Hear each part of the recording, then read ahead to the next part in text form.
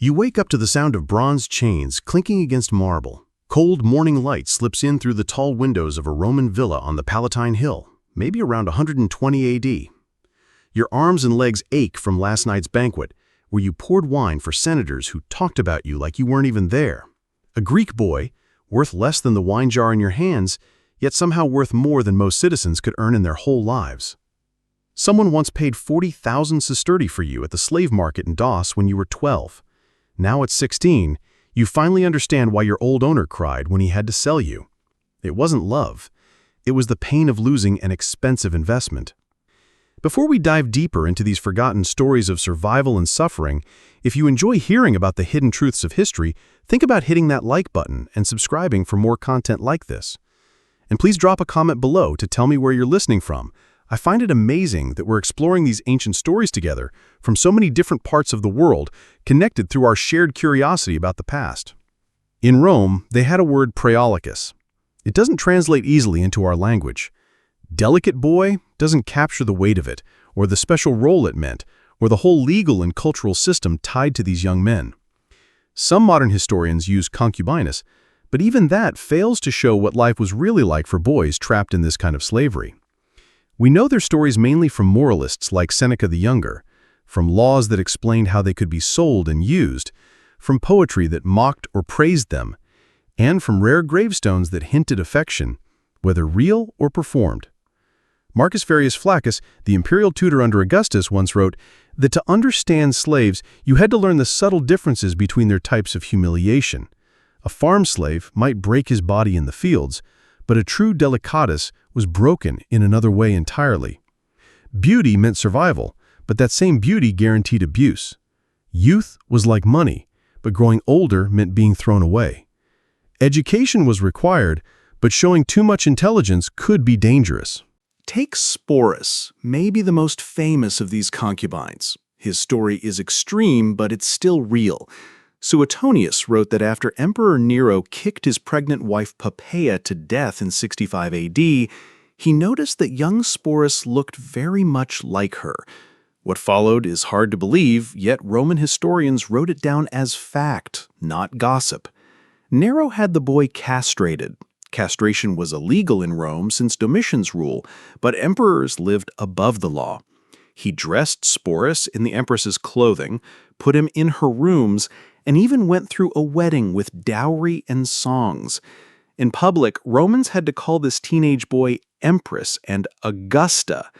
But Sporus's nightmare didn't end when Nero killed himself in 68 AD. Nymphidius Sabinus, the Praetorian prefect, claimed him next. Then Emperor Otho kept him as a companion during his short rule. When Vitellius came to power, he planned to make Sporus reenact the rape of Proserpina in the arena, a cruel show that would have meant his death.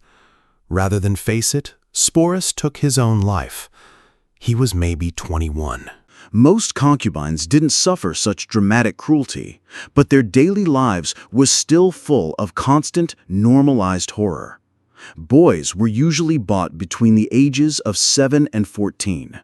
Buyers examined them like animals, checking teeth, muscle, skin, bending their arms and legs.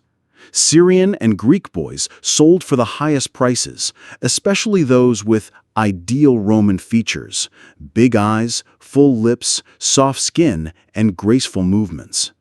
Slave dealers plucked body hair, put on makeup, and trained boys to walk or gesture in ways that suggested availability while still looking innocent. Once bought, a boy's life in the household was both privileged and dangerous. He might wear silk, while other slaves wore rough tunics.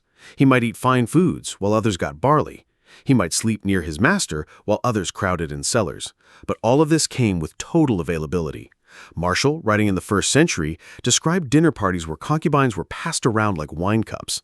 Petronius, in his Satyricon, described boys standing naked beside couches for hours, holding perfume and towels, ready to serve any guest's desire. Training began the moment a boy was bought. Dancing, singing, and music were expected. Greek and Latin poems had to be memorized for performance. Conversation skills were vital, knowing when to speak smartly, when to stay silent, how to laugh at the right time. Many were taught math, philosophy, and public speaking, not for themselves, but to entertain and flatter their master. Plutarch even wrote about one who could discuss Stoic philosophy while pouring wine. He called it unusual extravagance. Physical upkeep took hours every day. Hair was styled in elaborate ways that free men would have called too feminine, but for concubines, it was normal. Pumice stones removed hair. Cosmetics were daily: white lead for pale skin, antimony for eyeliner, red pigment for lips. Perfumes came from Arabia and India at huge cost, showing them off as luxury possessions. Some masters wanted their boys slim and gave them special diets.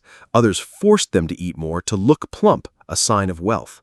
Doctors like Cyrenus of Ephesus wrote about disturbing methods to preserve youth. They believed bloodletting kept skin soft. Herbs were given to delay facial hair or deeper voices. Some had their pubic hair removed forever with lime-based chemicals.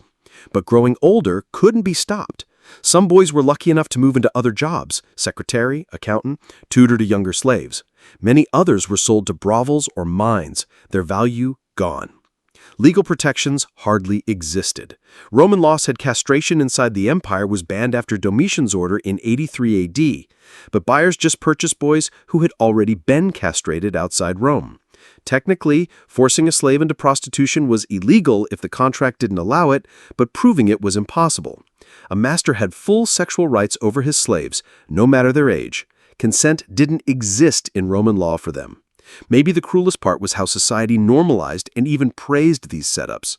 Poets like Catullus and Tibullus wrote sweet verses to their delicates. Statius wrote a grand mourning poem for Flavius Ursus when his boy Phaeton died, comparing him to Ganymede, as if the gods had taken him back. These poems sound like love, but it was always ownership. A master might cry over a dead concubine and then go shopping for another. Public display was part of their role too. At banquets, concubines were living ornaments. They stood behind couches, fanned guests, held silver bowls for washing hands. They were trained to shine like decoration, always beautiful, always available. Their presence showed wealth. Keeping a beautiful, educated concubine cost a lot of money all the time. They went with their masters to the baths, carrying oil flasks and scrapers, waiting naked in the hot room while their owners relaxed. At the theater, they sat at their master's feet instead of in seats, easy for everyone to see as possessions. Religious festivals gave no rest either. During Saturnalia, when roles were supposed to switch and slaves enjoyed short freedom, concubines often faced even more demands as masters threw big parties. The Floralia, celebrating Flora, goddess of flowers and youth, had nude shows where concubines might be forced to dance in public. Even funerals could involve them. Some wills said favorite concubines should be killed with their master, though the Senate officially banned this in 11 AD. Money mixed with exploitation in complicated ways. Successful concubines could gather wealth, technically owned by the master but controlled by the slave. Clever handling of admirers could bring gifts of gold, jewelry, even land. Some masters let their concubines own their own slaves, creating layers of power inside slavery. Sometimes, a favorite concubine could buy his freedom, but freedom papers often said he still had to stay sexually available. Records suggest suicides among concubines were far higher than other slaves. Seneca said simply that wise masters kept rope and sharp objects away from them. Poison was a constant fear, not only that concubines might kill themselves, but that they might poison masters who had used them up.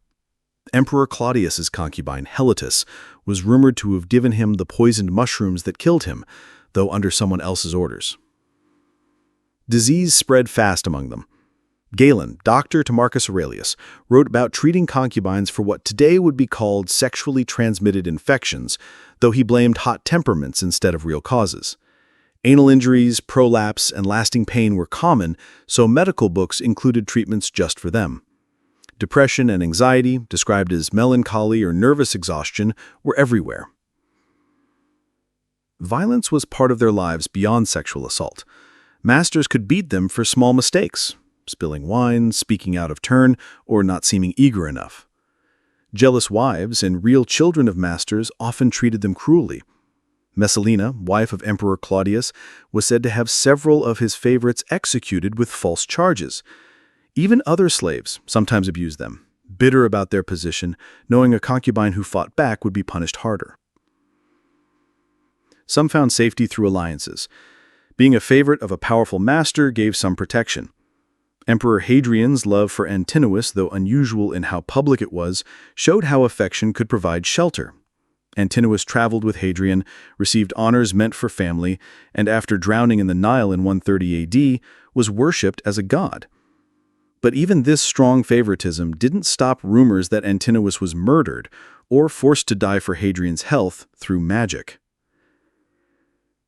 Children came from these relationships more often than people think. Roman masters used male and female slaves, and pregnancies among female slaves were common.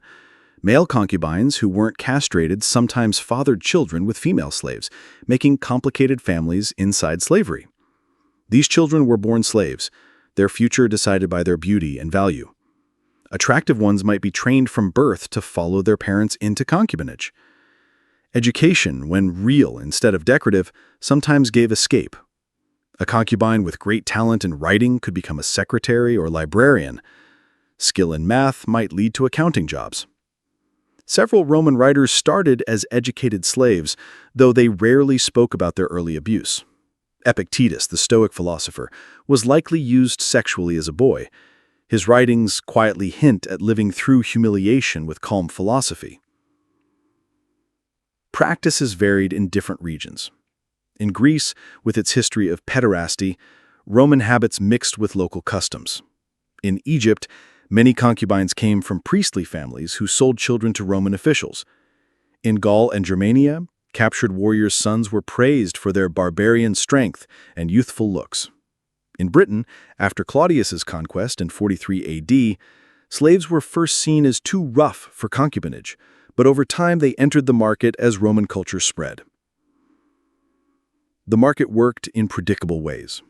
Wars created floods of enslaved children, lowering prices. Economic troubles meant masters might rent out concubines to friends or brothels for money. During the 3rd century crisis, when money lost its value, concubines themselves became currency, traded for goods, used to pay debts, even gambled away. Tax records from Egypt show officials listing concubines next to animals and farm tools. Architecture also showed their place. Rich villas had special rooms for concubines, close enough for easy use, but kept separate from family. Wall paintings from Pompeii and Herculaneum show idealized images of boys serving wine, playing flutes, lounging in poses of soft availability. Preserved by ash, these images show how Romans wanted to see them, beautiful, cultured, and clean of the violence behind it. Literary sources need careful reading. Roman writers wrote for people who thought slavery was normal, and sexual use of slaves was nothing strange.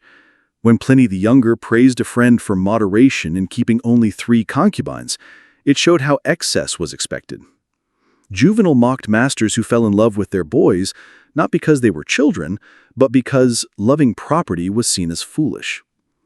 These texts reveal more through their casual assumptions than through direct comments. Medical writings give blunt glimpses of their suffering. Celsus wrote about treating tears and injuries with wine and olive oil. Surgery to tighten damaged areas appear in several books showing demand for such fixes.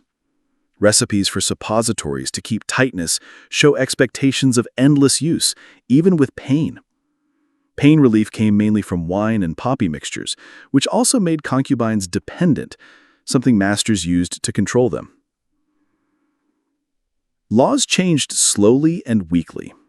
Constantine's laws in the 4th century banned prostituting children, but not those already enslaved. Justinian's 6th century codes finally banned sexual use of child slaves, but the rules were barely enforced. Christian ideas slowly changed public talk about sex, but private habits changed slowly. Church leaders like Augustine preached against concubines, while admitting they themselves had kept them before turning religious. Records from Egyptian papyri show concubines being mortgaged, inherited, and divided among heirs. One document from Oxyrhynchus describes 3 brothers sharing a Syrian boy on rotating months. Another shows a lawsuit over damage to a rented concubine, with the renter saying old conditions reduced his blame. These plain financial papers strip away any false romance, showing human beings turned into property. Names, when written, tell stories. Many concubines were given Greek names no matter their origin. Ganymede, Hyacinth, Narcissus, names from myths marking them as sexual objects. Others got small Latin names like Dulcitus, meaning sweetness, Delicatus, meaning delicate, Tenor, meaning tender, words that highlighted youth and fragility. Some emperors renamed favorites completely, erasing old identity. Many records show no names at all, proving how easily personhood disappeared. Resistance came in small ways. Faking sickness could bring a short break. Gaining weight on purpose or scarring skin could lower their price. Punishment for this was harsh, but some learned to play with masters' emotions, using them to win small advantages. Others made secret bonds with fellow slaves, building hidden relationships that gave emotional strength when real escape was impossible. Freedom papers, when they came, rarely meant freedom from sex. Roman law had many kinds of manumission, but freed concubines often got only partial liberty, still required to serve. The shame of being a concubine stayed with freedmen for life. They could legally marry citizens, but it was socially very hard. Many ended up with new patrons in the same role, stuck in cycles of use despite technical freedom. Findings from Pompeii give frozen glimpses. A brotho's upper room had a child's toy next to sexual wall art. Tiny rooms barely big enough for a mat show where concubines slept. Graffiti scratched on walls may be names, dates, or tallies. These marks suggest survival and suffering. Bones of young males show long stress, poor nutrition despite fancy food, and injuries from regular abuse. Personal items, when found, are sad in their simplicity. A bronze mirror, a bone hairpin, a small clay figure, objects showing humanity holding on. Bits of letters sometimes appear, though it's hard to know if they were by concubines or about them. One possible letter from Vindolanda in Britain might be a concubine writing to his mother, though broken text allows different readings. Religion among concubines is hardly recorded. Some evidence points to devotion to Eastern cults like Cybele, Mithras, Isis, offering change or salvation. Christianity drew slaves with its idea of rejecting sexual use, though Christian masters often kept old habits. Funerary stones sometimes mentioned concubines, but usually in formulaic lines that say little about real lives. By the 4th century AD, changes slowly appeared. Christian emperors made stricter laws on slavery and sex, though they were poorly enforced. Money issues, the high cost of city slave households, the rise of farming estates, and military shifts lowered demand for concubines. Barbarian invasions brought new cultural attitudes, though exploitation still continued in new forms. Modern archaeology keeps finding more. Bioarchaeology studies bones for stress, disease, and trauma. Chemical tests on bones reveal food habits, birthplaces, and even causes of death. DNA shows family ties among slaves buried, proving complex kinship inside slavery. Each new method opens windows into lives Romans ignored. Comparing history shows similar things elsewhere. Ottoman Koshek dancers, Chinese opera boys in imperial courts, and other systems of sexual slavery across human cultures. The Roman version was one example in a long human pattern. Seeing these links doesn't reduce Roman horrors, but places them in a bigger picture of cruelty systems. Today, relevance is uncomfortable but real. Human trafficking, especially of children for sex, still happens worldwide. Modern victims may not be called concubines, but the same basics remain: poverty, weak laws, and society looking away. History feels distant, but its structures still live in today's world. Scholars debate how to read it. Some stress agency, pointing to concubines who used the system to survive. Others stress violence, warning that highlighting rare survivors hides systemic abuse. These debates matter because they shape how we see both old and new exploitation. Translation adds problems. Latin and Greek words carry meanings lost in English. Legal phrases that look clear often hid deliberate vagueness, allowing flexible use. Gentle words covered brutality. Delicate meant rapeable. Companionship meant sexual slavery. Education meant grooming. Translators must choose how openly to show what Romans hid. Source reliability also matters. Elite Roman writers wrote to normalize their own acts. Christian writers condemning pagans often revealed more about their own fears than real history. Archaeology corrects them, but also needs care. Silence is evidence too. The missing voices of victims show who history chose to forget. Gender in concubinage was layered. While this tells of male concubines, female sex slaves suffered too, often linked to them.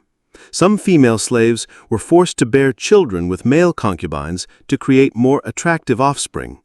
Competition between different slave groups for small privileges kept divisions that helped masters. Seeing these layers shows how oppression works by splitting the oppressed. Class also tied in. Freeborn Romans ruined by debt could fall into slavery and concubinage. Abandoned babies of free parents, raised as slaves, entered concubinage without ever knowing freedom. Pirates sold captured travelers into slavery, no matter their class. These different origins created different paths within the same cruel system. Border regions differed from Rome itself. Frontier areas had more opportunities for slavery because of ongoing war. Some regions had fewer slaves, making concubines rarer and more valuable. Local customs mixed with Roman habits, creating different versions in each area. Being far from Roman law sometimes allowed practices that were banned in Rome itself. To understand the whole empire, we must see these regional differences while also noticing the shared patterns. Technology and concubinage mixed in surprising ways. Glassmaking improved, giving mirrors that allowed new ways of grooming and showing off. Silk brought from China gave new options for clothing and style. New perfumes, cosmetics, and hair treatments all shaped the culture of concubines. These inventions show how exploitation used every new trend. Economic study shows shocking costs. Keeping one high-status concubine could cost more in a year than dozens of farm slaves. This huge expense made them symbols of power. When money got tight, many were sold at once, flooding markets and lowering prices. Looking at money helps explain why the practice lasted and why it later declined. Environmental issues also mattered but are rarely thought about. Lead in makeup and pipes may have slowly poisoned concubines who used products daily.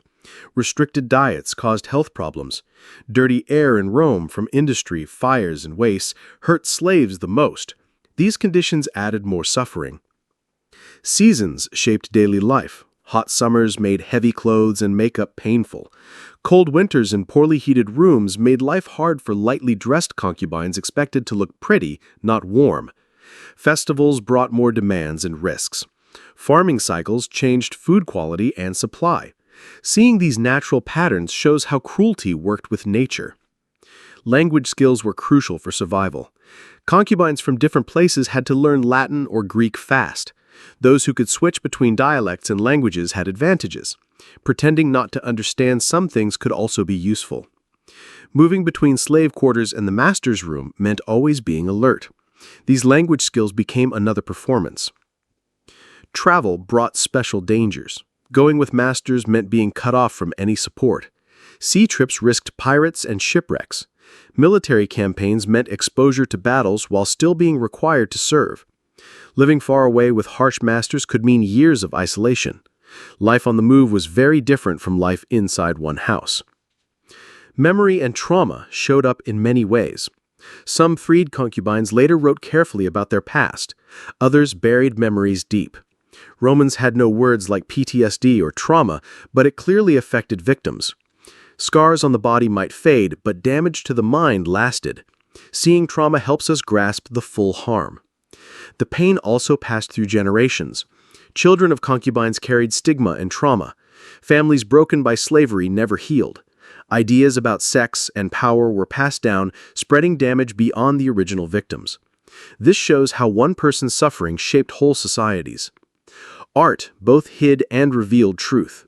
Sculptures praised youthful beauty but hid violence. Mosaics showed myths that made abuse seem normal. Literature romanticized what was actually coercion. These works give evidence but also acted like propaganda. We must read both what is shown and what is hidden. Death gave no peace. Some concubines got fancy funerals, if their masters cared, but even then it was about the master's grief, not the victim's life. Others aged out of beauty and died poor and forgotten. Those who killed themselves were denied burials. Mass graves made them faceless even after death. Personhood was taken away forever. Attempts at reform failed. Stoic thinkers spoke of human dignity, but they still owned slaves. Laws claimed to protect, but were full of loopholes. Religions spoke against abuse, but often made new forms of it. These weak reforms show how deep the system was in Roman life. Rarely, someone rose up. A concubine might gain freedom, then citizenship, then respect. These stories were used as proof the system wasn't fully cruel, but really they prove how cruel it was. Only talent, luck, and years of abuse could buy escape. These success stories were later used to blame others who never escaped. Missing records also speak loudly. We know the names of emperors' favorites, but not the thousands in normal homes. Laws talk about property, not human feelings. Medical notes describe injuries, not despair. What is missing shows whose lives Romans cared about. Gaps matter as much as what remains. Trauma shaped whole cultures. Societies that normalized child exploitation created cycles of abuse for generations. Attitudes towards sex, power, and human value were twisted. Even those not directly involved absorbed the culture of domination.